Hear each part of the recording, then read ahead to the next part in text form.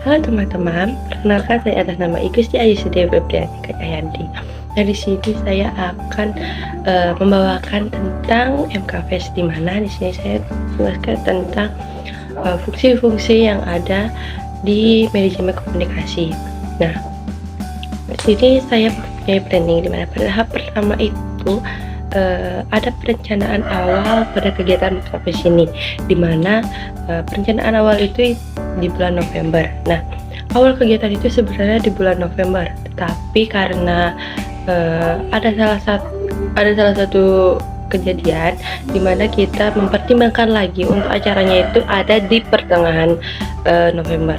Nah, karena adanya lomba-lomba juga, lomba-lomba kegiatan selain itu, jadi kita punya planning juga untuk kegiatan itu memang di pertengahan November, dimana agar kita bisa juga memplanning untuk lomba-lomba yang lainnya. Nah, dimana yang selanjutnya itu ada organizing. Nah, dimana pada organizing ini, dimana panitia menetapkan struktur dan alur komunikasinya yang harus dijalani pada kegiatan itu. Dimana pada sebelumnya kegiatan MKFest itu si lomba juga sudah dinilai pada kegiatan, dimana pada sebelumnya kegiatan MKFest itu si lomba berkoordinasi untuk kegiatan lomba, dimana ada 2 lomba. Yang pertama itu lomba Mapidarte dan lomba Jekek Bagus. Nah, untuk koordinasi itu kita koordinasi dengan panitia inti, dimana kita mempertimbangkan lagi untuk lomba-lomba itu bagaimana dan bagaimana komunikasinya. Dan sebelum hari H juga kan itu udah ada lomba-lomba. Nah, pas di hari H kita melaksanakan kegiatan yang ada di Aula Kresna, dimana di situ di 2 hari diambil di Aula Kresna itu ada seminar dan seminar di 2 hari itu, dan hari ketiga dan keempat itu ada di Gor Bonepatre.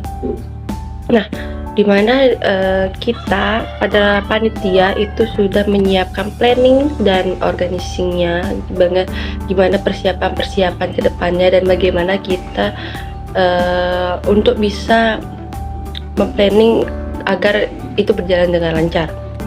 Nah, ada directing, di mana directing ini kita sebagai panitia atau ketua panitia dan panitia inti mengarahkan bagaimana seluruh panitia bisa melaksanakan kegiatan itu dengan baik. Selain itu si acara itu pasti sudah menyiapkan acaranya dan rondon acaranya agar acara itu juga berjalan dengan lancar. Jadi ketua panitia itu mengarahkan sedikit-sedikit tentang kegiatan selanjutnya nanti. Nah, ada coordinating, dimana kita selesai kegiatan itu pasti ada coordinating atau controlling atau evaluasi. Nah, kita pasti setiap kegiatan tidak mungkin semuanya berjalan dengan sempurna. Pasti ada saja yang namanya evaluasi dari kegiatan pertama, kegiatan 2, ketiga, dan keempat. Nah, dari sana kita harus bertahap dan tahu apa yang akan terjadi nantinya. Dan kita sebagai panitia harus membenahi apa itu rencana-rencana awal dan seperti apa agar berjalan dengan lancar kegiatannya. Nah, setelah adanya keempat itu ada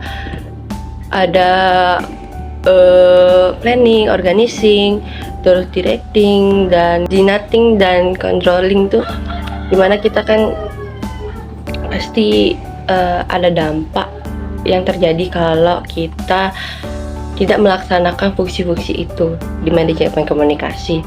Nah, jika kita tidak menerapkan semua itu, pasti kegiatan itu tidak pernah yang namanya berjalan dengan lancar. Apalagi kegiatan yang terjadi kalau kita tidak melaksanakan dari planning, directing, controlling, dan directing dan yang lainnya. Itu pasti akan hancur, dimana kegiatan itu apa yang kita harapkan itu tidak akan pernah terjadi.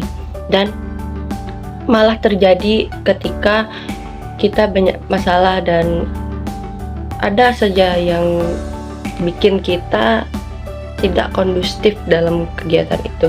Jadi saran kita itu harus bisa menerapkan semua kegiatan itu dengan fungsi-fungsi manajemen komunikasi yang sudah dilaksanakan, dan kita harus bisa berkomunikasi dengan baik dengan ketua panitia, wakil ketua panitia, dan si yang lainnya. Tidak ada yang tidak direncanakan, semuanya pasti ada tahap-tahapannya dan semua itu pasti akan berjalan dengan lancar kalau kita bisa menerapkan fungsi-fungsi itu.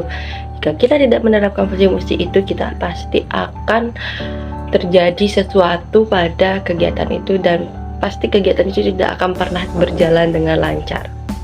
Baik, sekian dari saya ucapkan terima kasih dan mohon maaf jika ada salah kata. Ucapkan para peserta Om.